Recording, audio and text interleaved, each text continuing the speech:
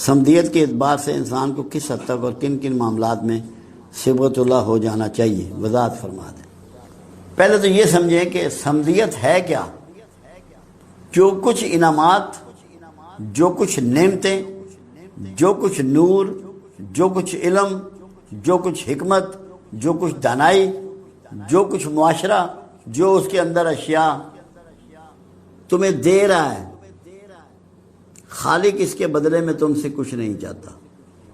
خالق اس کے بدلے میں تم سے کچھ نہیں چاہتا۔ اگر تم بھی اپنی زندگی میں ایک تو اللہ سے مخلص ہو جاؤ، اس کی عبادت کرو، اس کے آگے رو، اس کے آگے گریا کرو، گڑ گڑاؤ، مگر اس سے عافیت مانگو، مغفرت مانگو، پناہ مانگو، اس کا راضی ہونا مانگو، تو یہ اخلاص میں ہو جائے گا، بجائے اس کے کہ تم اللہ سے اسباب دنیا مانگتے رہو۔ یہ بھی سمدیت ہے۔ دوسری مخلوق سے جو آپ کے معاملات ہیں، جو ڈیلنگ ہے، اس میں آپ جیسے کہتے ہیں نا، نیکی کر دریا میں ڈال۔ جو چیز آپ نے دریا میں ڈال دی وہ وہاں تو نہیں رکے گی، وہ چلی گئی۔ تو نیکی کرتے رہیں زمانے کے ساتھ، بھلائی کرتے رہیں، واپسی کی توقع نہ رکھیں، تو یہ سمدیت کا ایک طریقہ ہے جو آپ اپنا لیں گے۔ واپسی کی امید نہ رکھیں۔ اس سے تین امیدیں انسان رکھتا ہے، اس سے تعریف کی امید رکھتا ہے، اس سے دعاؤں کی امید رکھتا ہے، اس سے کسی معاوضے کی امید رکھتا ہے۔ تینوں میں سے کسی قسم کی امید جس کے ساتھ بھلائی کرے، نیکی کرے، اس کو قوت دے، طاقت دے، بیماری میں کام آئے، مفلسی میں کام آئے، اس سے ان تینوں میں سے کوئی امید نہ رکھے۔ یہ سب سے بڑی سمدیت ہے جس کو ایک انسان اپنا سکتا ہے۔ دوسری سمدیت یہ ہے کہ کوئی چیز کسی سے مانگے نہیں، کسی مخلوق سے ڈیمانڈ نہ کرے، طلب نہ کرے، یہ بھی سمدیت ہے۔ اپنی نیند کو کم کر دے، یہ بھی سمدیت ہے۔ کیوں؟ اللہ تو سوتا ہی نہیں، مگر آپ کم کر کے سمدیت کے قرب میں پہنچ جائیں گے کہ آپ نے نیند چھوڑ دی۔ آپ کھانا کم کر دیں، اللہ نہیں کھاتا، آپ اس کے قریب پہنچ جائیں گے کہ آپ نے سمدیت اختیار کر لی کہ فاقے میں رہنا، روزے سے رہنا آپ نے پسند کیا۔ سونا کم کر دیں، بولنا کم، اللہ تو بولتا ہی نہیں، خاموش رہتا ہے، چند دفعہ بولا ہے جو ریکارڈ میں ہے، ورنہ تو وہ تو کام چلا رہا ہے اور کام کیے جاتا ہے۔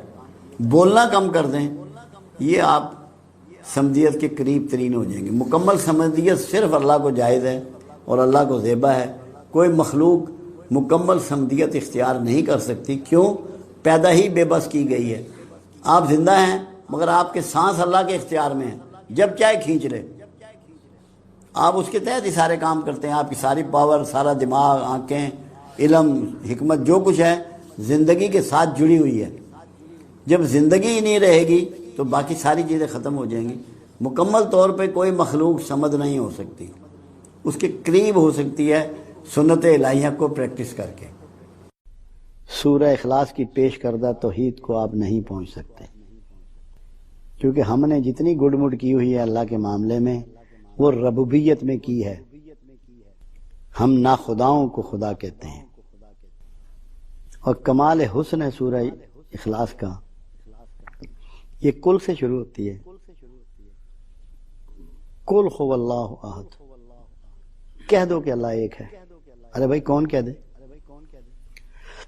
اس سورہ میں اللہ نے اپنے حبیب کی مرتبت بھی سمجھائی، اس کا مقام بھی سمجھایا۔ کون کہہ دے؟ محمد صلی اللہ علیہ وسلم کہہ دے۔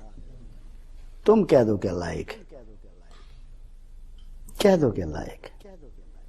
کیا حسین بات ہے، کتنا معزز ہے وہ ہستی، کتنی عظیم ہے وہ ہستی جو اللہ کو تصدیق دے رہی ہے۔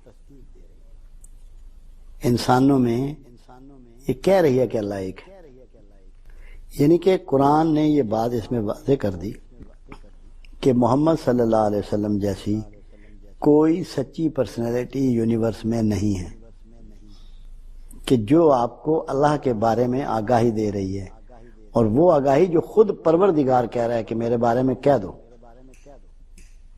کہ اللہ ایک ہے، یک و تنہا۔ اس جیسا کوئی نہیں، اس کی شبیہ نہیں بن سکتی، اس کی شکل نہیں بن سکتی، کوئی اس کے مثال نہیں ہو سکتا۔ آپ کو پتہ ہے کہ جتنی ہندوؤں کے ہاں ان کی وید ہیں وہ بھی آسمانی صحائف ہیں، اس لیے کہ ان سب میں رسول اللہ صلی اللہ علیہ وسلم کا بھرپور اور مکمل تعارف موجود ہے، تصدیق موجود ہے، تاریخ موجود ہے۔ وہ بھی اس بات پر متفق ہیں کہ اللہ وہ پرسنالٹی ہے، وہ ہستی ہے جس کی شبیہ ہم نہیں بنا سکتے، کسی شکل میں ہم اس کو نہیں دکھا سکتے۔ اسی لیے اتنا بڑا کوڈ رکھا گیا کہ اللہ کے رسول صلی اللہ علیہ وسلم کے علاوہ کسی نے اللہ کو نہیں دیکھا۔ روحوں کی شکل میں تو ہم سب نے دیکھا اس وقت تو وہ سامنے تھا جب ہم نے کہا کالو بلا کہ تو ہے، اگر سامنے نہ ہوتا تو کالو بلا کا لفظ نہ آتا۔ اس کے بعد صرف رسول اللہ نے دیکھا، اور یہ آج تک صیغہ راز میں ہے کہ کس شکل میں دیکھا، کس حیثیت میں دیکھا، کوئی نہیں جانتا۔ جس کو آپ اس حد تک نہیں جانتے اس کی شبیہ نہیں بن سکتی۔ وہ تنہا ہے، تنہا رہتا ہے، تنہا رہنے کا عادی ہے، کوئی اس کی نہ مثال ہے نہ اس جیسا ہے۔ اور پھر دوسری بات سورہ اخلاص میں کہ نہ اس کو کسی نے جنا اور نہ اس نے کسی کو جنا، یعنی کہ کوئی اس کی نسبی اولاد نہیں ہے۔ جیسے ایک ماں باپ کے پیٹ سے اولاد پیدا ہوتی ہے، ایسی کوئی اولاد نہیں ہے، نہ وہ کسی کی اولاد ہے۔ اللہ یک و تنہا ہے، نہ والدین ہے وہ، نہ اس کی اولاد ہے، نہ اس کے والدین ہیں۔ ایک ایسی ہستی، ایک ایسی پرسنالٹی، یہ بہت بنیادی بات ہے، کیونکہ اگر اللہ کے رشتے ہوتے تو اللہ رشتوں کے ہاتھوں مجبور ہو جاتا۔ ہر کوئی رشتوں کے ہاتھوں مجبور ہو جاتا ہے۔ یہ ایسی مامتا ہوتی ہے، یہ ایسی محبتیں ہوتی ہیں، یہ ایسی چاہتیں ہوتی ہیں، اولاد کی، خون کی اتنی تڑپ اور لگن ہوتی ہے کہ انسان اس کے چنگل سے نہیں نکل سکتا۔ آج ہم بے شمار خامیاں، خرابیاں، غیر قانونی حرکات، غیر قانونی آمدن، ان محبتوں کو پورا کرنے کے لیے کرتے ہیں۔ بھلے اپنی زندگی ہم داؤ پہ لگا دیں، اپنی عزت داؤ پہ لگا دیں، اپنی عاقبت بھی داؤ پہ لگا دیں۔ اللہ ان چیزوں سے آزاد اور مبرہ، نہ اس کے والدین نہ وہ کسی کا ماں باپ، تاکہ کوئی بلیک میل نہ کر سکے اسے۔ ہم تو اپنی اولاد کی وجہ سے بلیک میل ہو جاتے ہیں۔ اللہ آزاد ہے، بالکل آزاد۔ وَلَمْ يَكُنْ لَهُ كُفُوًا أَحَدٌ، قُلْ هُوَ اللَّهُ أَحَدٌ اللَّهُ الصَّمَدُ۔ یہاں اللہ نے قرآن میں واحد جگہ ہے جہاں صمدیت کا حوالہ دیا ہے۔ پورے قرآن میں لفظ صمد کہیں اور نہیں ہے، صرف ایک دفعہ آیا ہے۔ صمدیت کا مطلب ہوتا ہے بے نیاز ہونا۔ کیا ہماری ویلفیئر سے اللہ بے نیاز ہے؟ کیا ہماری بہتری اسے مطلوب نہیں ہے؟ کیا ہماری فلاح نہیں چاہتا؟ ہماری تو فلاح چاہتا ہے، ہماری بہتری چاہتا ہے، ہم پہ رحم کرنا چاہتا ہے، فضل کرنا چاہتا ہے۔ اس سے بے نیاز نہیں ہے، اس بات سے بے نیاز نہیں ہے کہ وہ آپ کو دینا چاہتا ہے، آپ کو سنوارنا چاہتا ہے، آپ کو خوشگوار زندگی میں دیکھنا چاہتا ہے، صحت مند دیکھنا چاہتا ہے، اطمینان والی زندگی آپ کی دیکھنا چاہتا ہے، آپ کو اپنی زندگیوں میں کامیاب دیکھنا چاہتا ہے۔ کیونکہ اللہ سے زیادہ کون آپ سے پیار کرے گا جس کی آپ مخلوق ہیں؟ اللہ آپ سے بے پناہ محبت کرتا ہے، وہ آپ کی طرف سے بے نیاز ہے، آپ سے بے نیاز نہیں ہے۔ آپ کی بہتری اور بھلائی تو ہر وقت چاہتا ہے، 24 آور کاؤنٹر پہ کھڑا ہوا ہے کہ میرے بندو مجھے پکارو، میں تمہاری سنتا ہوں، میں تمہیں دوں گا۔ اگر اپنی جانوں پہ ظلم کر بیٹھے ہو مجھ سے توبہ کرو، مجھ سے معافی مانگو، میں تمہیں معاف کروں گا اور ہر گناہ معاف کر دوں گا۔ اور ظلم کر بیٹھے ہو تو میرے رسول کے پاس جاؤ، کیوں نہیں جاتے اس کے پاس کہ اس سے کہو کہ تمہارے لیے بخشش مانگی اور میں تمہیں بخش دوں۔ بخشش کے بہانے ڈھونڈتا ہے، ہماری بہتری کا خوگر تو ہے، خواہاں تو ہے، مگر ہماری طرف سے ریٹرن میں بے نیاز ہے۔ ہم بعض اوقات بے نیازی کو بہت مس انڈرسٹینڈ کرتے ہیں۔ وہ کیسے؟ اس لیے کہ جو اس کی نعمتیں ہیں اس نے اپنی بے نیازی کی خاطر اس کا کوئی معاوضہ نہیں رکھا۔ سورج آپ کو روشنی دیتا ہے، آپ کو حرارت دیتا ہے، آپ کو توانائی دیتا ہے، آپ کی فصلیں پکاتا ہے، آپ کے سمندروں اور دریاؤں سے پانی اڑا کر لے جاتا ہے، کو بھاپ بناتا ہے، بارش کا سامان کرتا ہے، گرمائش کا سامان کرتا ہے۔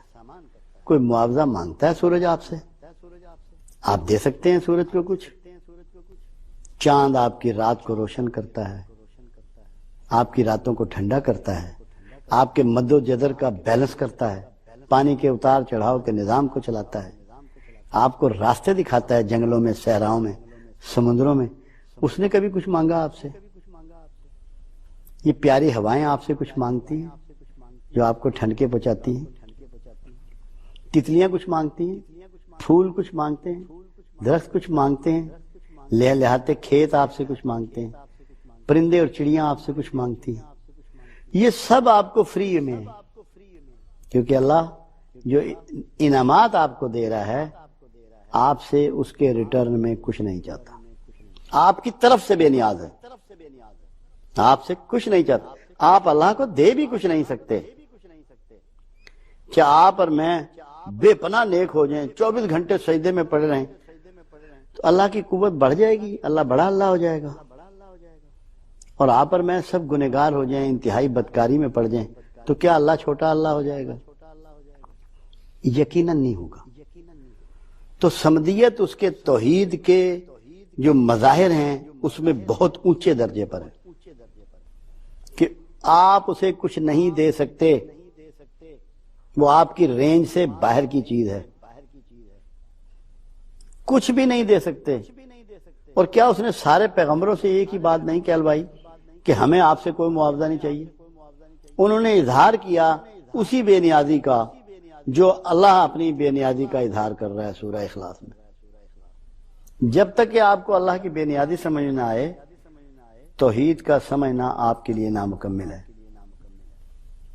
کوئی انسان ایک شعبہ تو بے نیازی کا پا سکتا ہے، سیکھ سکتا ہے، نقل کر سکتا ہے، مکمل طور پر بے نیاز نہیں ہو سکتا۔ اسے تو احتیاج ہے سانس لینے کی، آکسیجن کا محتاج۔ اللہ کسی چیز کا محتاج نہیں، پانی پینے کا، زندگی کے دھارے کو قائم رکھنے کے لیے محتاج ہے، کھانے پینے کا محتاج ہے، سردی گرمی کے لیے لباس اور پناہ گاہ کا محتاج۔ نیند اس کی مجبوری ہے، اس کو سونا پڑتا ہے، رفع حاجت اس کو کرنی پڑتی ہے، پیشاب رک جائے تو مصیبت، اگر نہ رکے تو مصیبت۔ یہ باتیں سمجھانے کے لیے اس نے صمد کا لفظ استعمال کیا کہ ان ساری چیزوں سے بے نیاز ہے۔ اللہ اسی لیے صمدیت کو اپنی چادر کہتا ہے۔ یہ اللہ کی چادر ہے جو کوئی دوسرا نہیں اوڑھ سکتا، یہ صرف اللہ کو زیبا ہے۔ تو جب تک ہماری سمجھ میں صمدیت نہیں آئے گی، صمدیت کا مطلب ہے کہ تمام قوتوں میں یکتا ہے، جیسے اپنے وجود میں یکتا ہے ایسے اپنی ساری قوتوں میں یکتا ہے، اور مخلوق میں سے کوئی کسی بھی درجے پہ فائز ہو بے نیاز نہیں ہو سکتا۔ کتنا ہی ذہین ہو، فتین ہو، صاحب حکمت ہو، صاحب ادراک ہو، بے نیاز نہیں ہو سکتا۔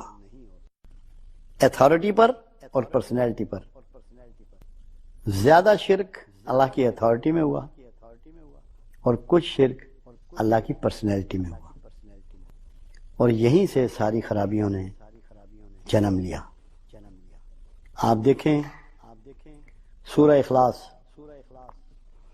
سورہ اخلاص میں اخلاص نام کا کوئی ذکر نہیں ہے۔ لفظ اخلاص سورہ اخلاص میں ہے ہی نہیں۔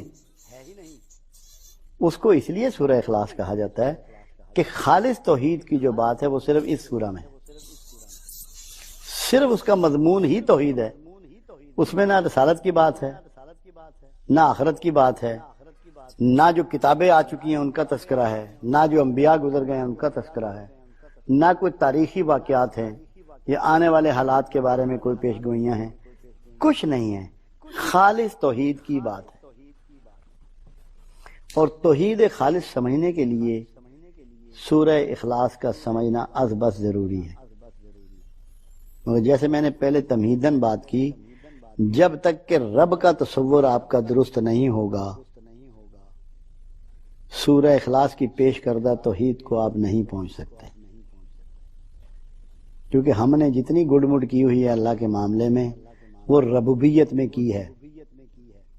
ہم ناخداؤں کو خدا کہتے ہیں، اور کمال حسن ہے سورہ اخلاص کا، یہ کل سے شروع ہوتی ہے،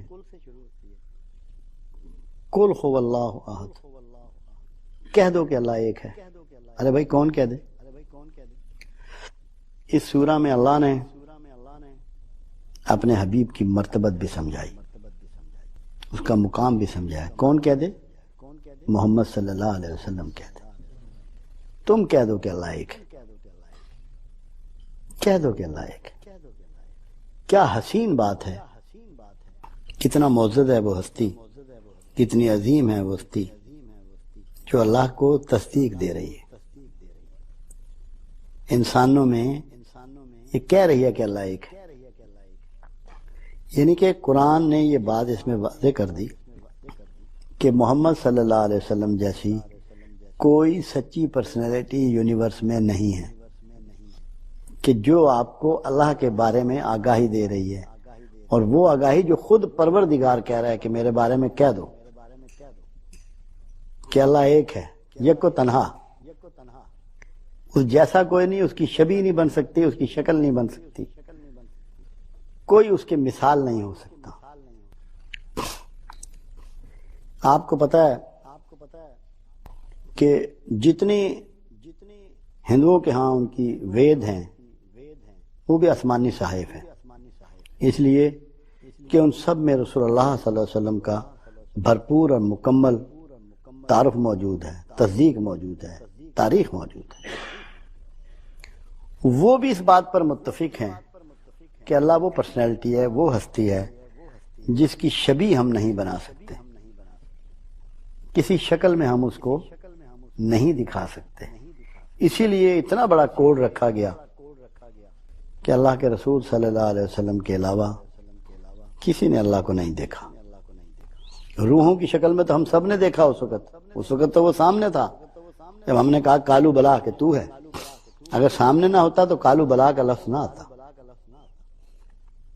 اس کے بعد صرف رسول اللہ نے دیکھا، اور یہ آج تک سیغہ راز میں ہے کہ کس شکل میں دیکھا، کس حیثیت میں دیکھا، کوئی نہیں جانتا۔ جس کو آپ اس حد تک نہیں جانتے اس کی شبیہ نہیں بن سکتی۔ وہ تنہا ہے، تنہا رہتا ہے، تنہا رہنے کا عادی ہے، کوئی اس کی نہ مثال ہے نہ اس جیسا ہے۔ اور پھر دوسری بات سورہ اخلاص میں کہ نہ اس کو کسی نے جنا اور نہ اس نے کسی کو جنا، یعنی کہ کوئی اس کی نسبی اولاد نہیں ہے۔ جیسے ایک ماں باپ کے پیٹ سے اولاد پیدا ہوتی ہے، ایسی کوئی اولاد نہیں ہے، نہ وہ کسی کی اولاد ہے۔ اللہ یک و تنہا ہے، نہ والدین ہیں وہ، نہ اس کی اولاد ہے، نہ اس کے والدین ہیں۔ ایک ایسی ہستی، ایک ایسی پرسنالٹی، یہ بہت بنیادی بات ہے، کیونکہ اگر اللہ کے رشتے ہوتے تو اللہ رشتوں کے ہاتھوں مجبور ہو جاتا۔ ہر کوئی رشتوں کے ہاتھوں مجبور ہو جاتا ہے۔ یہ ایسی مامتا ہوتی ہے، یہ ایسی محبتیں ہوتی ہیں، یہ ایسی چاہتیں ہوتی ہیں، اولاد کی، خون کی اتنی تڑپ اور لگن ہوتی ہے کہ انسان اس کے چنگل سے نہیں نکل سکتا۔